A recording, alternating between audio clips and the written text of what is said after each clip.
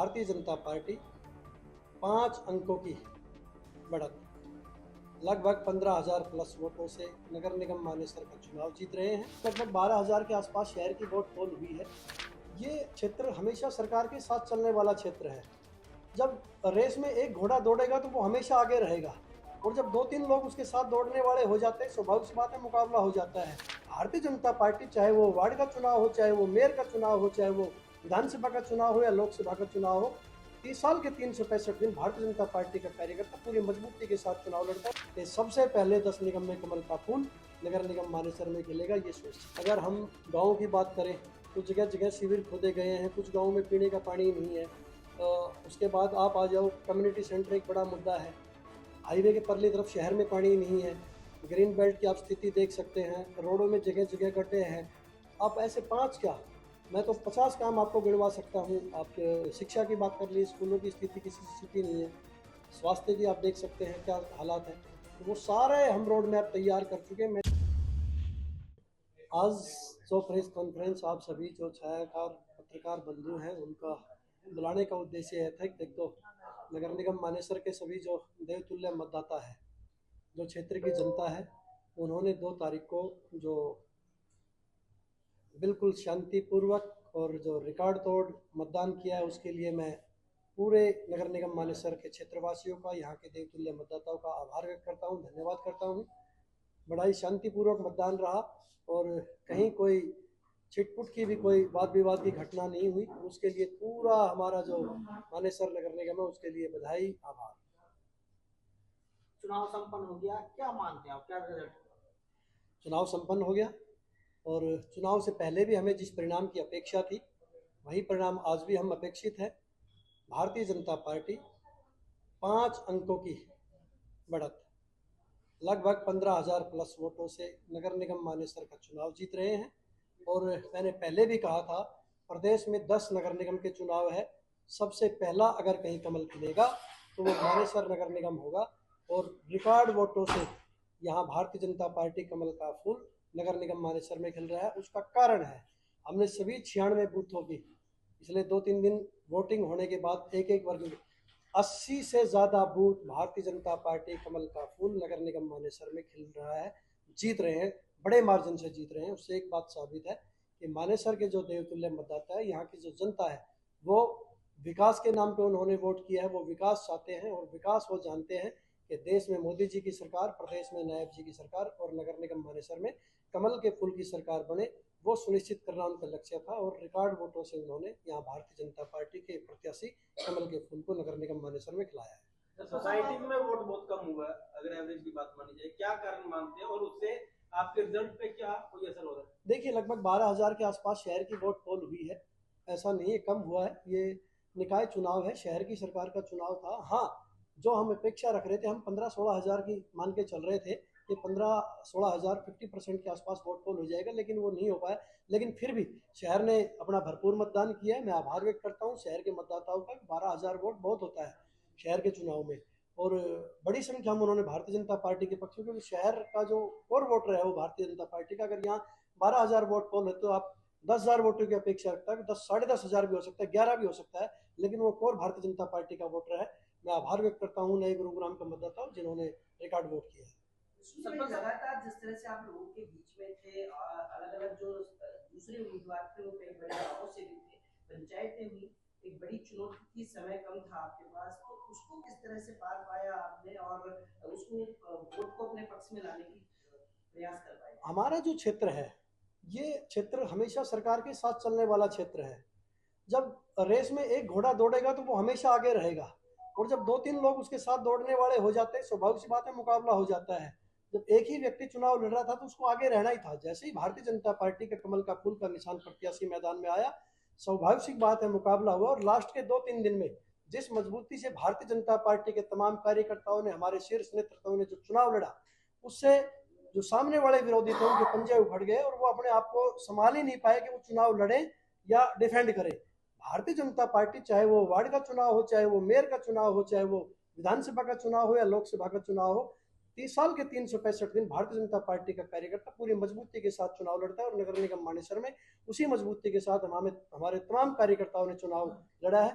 और आप परिणाम देखेंगे। मैं फिर कह रहा हूँ 15,000 प्लस वोटों की जीत नगर निगम मानेसर में भारतीय जनता पार्टी कमल के फूल की होगी, क्योंकि यहाँ लोग सुशासन के नाम पे वोट कर रहे थे। यहाँ लोग भ्रष्टाचार मुक्त निगम चाहते हैं, यहाँ खुशहाल निगम चाहते हैं, यहाँ गुंडाराज से छुटकारा मिले, यहाँ लोग दूसरे प्रवृत्ति के बिना चुनाव जीते, यहाँ कैसे खुशहाली आए, कैसे नगर निगम मानेसर आगे बढ़े, उस दृष्टि को ध्यान में रखते हुए मानेसर नगर निगम के देवतुल्य मतदाताओं ने अपने मतदान का प्रयोग किया है और रिकॉर्ड तोड़ मतदान किया है। मैं पुनः नगर निगम मानेसर के सभी देवतुल्य मतदाता का, क्षेत्र की सरदारी का रिकॉर्ड तोड़ मतदान के लिए और भारतीय जनता पार्टी के पक्ष में मतदान के लिए बहुत बहुत आभार व्यक्त करता हूँ। और फिर बता रहा हूँ कि सबसे पहले 10 निगम में कमल का फूल नगर निगम मानेसर में खिलेगा, ये सुनिश्चित। सतपाल साहब, चुनाव प्रचार के दौरान सभी गांवों में गए, सोसाइटियों में, सेक्टरों में गए, ऐसे 5 काम कौन से आपने देखे? मैं मेयर बनता हूँ तो सबसे पहले 5 कामों को करूंगा। देखिए, अगर हम गाँव की बात करें तो जगह जगह शिविर खोदे गए हैं, कुछ गाँव में पीने का पानी नहीं है। उसके बाद आप आ जाओ, कम्युनिटी सेंटर एक बड़ा मुद्दा है। हाईवे के परली तरफ शहर में पानी नहीं है। ग्रीन बेल्ट की आप स्थिति देख सकते हैं, रोडों में जगह जगह गड्ढे हैं। आप ऐसे 5 क्या, मैं तो 50 काम आपको गिनवा सकता हूँ। आप शिक्षा की बात कर ली, स्कूलों की स्थिति किसी से छुपी नहीं है। स्वास्थ्य की आप देख सकते हैं क्या हालात हैं।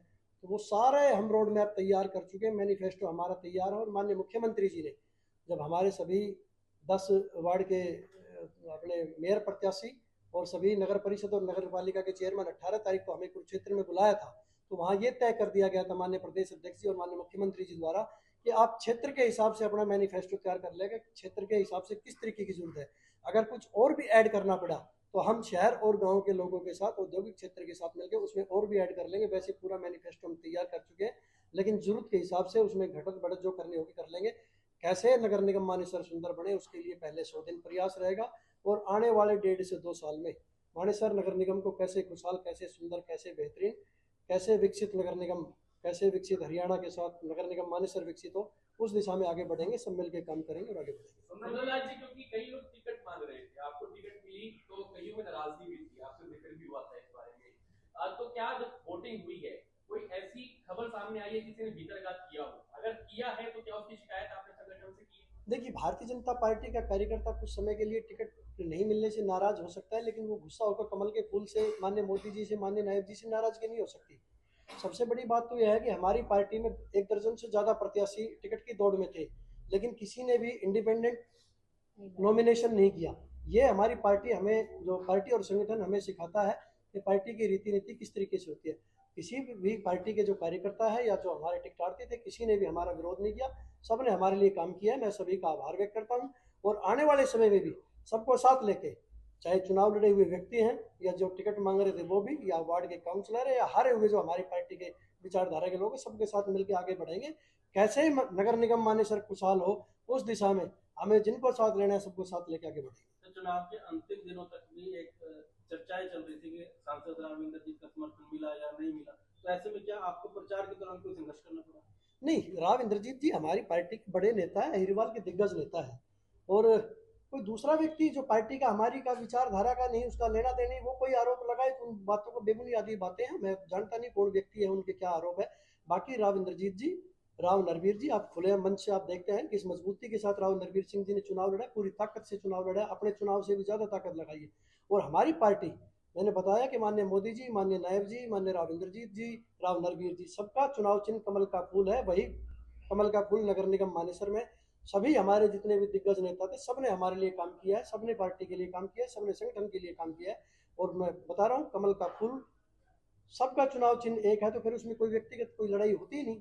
तो सब पार्टी के बड़े नेता हैं, सबने अपना काम किया और भारतीय जनता पार्टी कमल का फूल नगर निगम मानेसर में। जी, चुनाव में मुख्यमंत्री की जनसभा हुई, केंद्रीय मंत्री की जनसभा हुई, प्रदेश अध्यक्ष की हुई, तो आप जीत का अंतर बता रहे हो, 15,000 के लगभग हमारी जीत रहे, क्यों जनसभाओं से जीत का अंतर बढ़ा? भाजपा का ग्राफ नहीं, जनसभाओं से स्वाभाविक बात है, जब बड़े नेता आते हैं तो उनसे ग्राफ तो बढ़ता ही है। माननीय मनोहर लाल जी का अपना दबदबा है, माननीय नायब जी का अपना दबदबा है, माननीय मोहनलाल बड़ौली जी का अपना दबदबा है। उसके अलावा भी अपने गौरव गौतम जी यहाँ करके गए हैं, अपने डॉक्टर बनवारी लाल जी यहाँ करके गए हैं, उसके बाद मनोज तिवारी जी यहाँ रोड शो करके गए, उनकी भी 6-8 हज़ार वोट है। तो हर व्यक्ति का अपना प्रभाव होता है। तो ऐसा बिल्कुल सौभाग्य की बात है। लेकिन यहाँ जो क्षेत्र के जो मतदाता है वो तय कर चुके थे। जब मैं गाँव में कैंपेन के लिए जा रहा था तो वहाँ लोग ढोल नगाड़े डीजे ऊंट नचा रहे थे, लोग खुशहाली थी, मतलब कमल के फूल के लिए, माननीय मोदी जी के लिए एक तरीके से एक अलग ही माहौल हमें देखने को मिल रहा था। तो यहाँ लोगों की धारणा थी कि हमें भारतीय जनता पार्टी कमल के फूल को वोट करनी है। एक दूधिया का बेटा, छोटा सा सवाल है। एक मिनट प्लीज। मेयर की चेयर पर बैठने के बाद जो है, हाँ, परिसर निगम में विकास की बड़ी चुनौती होगी। मैंने नोएडा, ग्रेटर नोएडा, गाजियाबाद देखा, वहाँ के गाँव की स्थिति, होंडा सेक्टर के गाँव की स्थिति भी नहीं, यहाँ सड़क सी बहुत सारी समस्याएं आपके सामने भी, जैसे 30 गाँव की बात आपने कहा है, उनके ऊपर आपका क्या फोकस रहेगा? उनको सीवर की प्रॉब्लम ना हो, कम्युनिटी सेंटर की प्रॉब्लम ना हो। देखिए, कुछ गाँव में तो सीवर के काम अभी ऑलरेडी चल रहे हैं, और मैं तो 2016 से 23 दिसंबर 2020 तक बतौर सरपंच मैंने सरकार के साथ काम किया है, गांव में जन्म लिया है, हर गांव की छोटी बड़ी समस्या से बहुत अच्छे से वाकिफ हूँ। 8-9 साल से शहर में कार्यालय, यहाँ की समस्या से वाकिफ हूँ। उसके बाद जितनी भी समस्याएं हैं, क्योंकि ये क्षेत्र पूरा गुरुग्राम सरपंच एसोसिएशन से बना हुआ है, और 2018 से गुरुग्राम सरपंच एसोसिएशन का प्रधान रहा, तो उस नाते मुझे सभी गाँव में जाने का सौभाग्य प्राप्त हुआ, और यहाँ की हर छोटी बड़ी समस्याओं से मैं वाकिफ हूँ। ये जितनी भी समस्याएं हैं, चुनौतियां रहेगी, क्योंकि 4 साल से ज़्यादा समय हो गया तो चुनाव नहीं हो पाए, इसलिए दिक्कतें रही है। लेकिन इन चुनौतियों को मजबूती से सामना करेंगे। बतौर सरपंच मैंने काम करके दिखाया है, और सबसे गरीब पंचायत एक थी मेरी, गुरुग्राम सरपंच एसोसिएशन। मेरे पंचायत के पास कोई पैसा नहीं था, फिर भी 10 करोड़ रुपए के विकास कार्य मैंने, चाहे वो सरकार से हो या CSR से हो, उसी तरीके से आगे मिल गए। नगर निगम मानेसर तो एक बहुत बड़ी संस्था है, यहाँ तो सरकार CSR बहुत बड़ा फंड है। कैसे नगर निगम मानेसर खुशहाल हो, कैसे नगर निगम मानेसर विकसित हो, उन सारी दिशा में हम रोड मैप तैयार कर चुके हैं। परिणाम आ जाता है, परिणाम के बाद शपथ समारोह के बाद धरातल पर उतर कर आगे बढ़ेंगे। तो आपके क्षेत्र का एक बड़ा मुद्दा है टोल टैक्स वाला, हर चुनाव में ये मुद्दा रहता है। अब आपको अगर कहीं पावर मिल रही है अपने क्षेत्र के लिए, इस मुद्दे को लेकर आपका क्या एजेंडा रहेगा? देखिए, टोल हटाना तो मेरे समझ से बाहर का मुद्दा है, वो बड़ा मुद्दा है, क्योंकि वो माननीय गडकरी जी, माननीय मुख्यमंत्री जी, बड़े समस्या है। लेकिन मैंने चुनाव में भी एक बात कही थी, और मैं आज भी अपनी बात पे कायम हूँ। ये पंचायती राज में हम ऑथराइज होते थे कि हमें पंचायत के लेटर हेड पे लिख के दे देते तो लोकल टैग लग जाता था। हमारा प्रयास रहेगा कि सभी NHI से बात करके सभी वार्ड के 20 काउंसलर को अधिकृत कर दिया जाए कि वो लिख के दे, पूरा नगर निगम मानेसर खिड़की दौला टोल पर एग्जाम हो जाए, टोल फ्री हो जाए।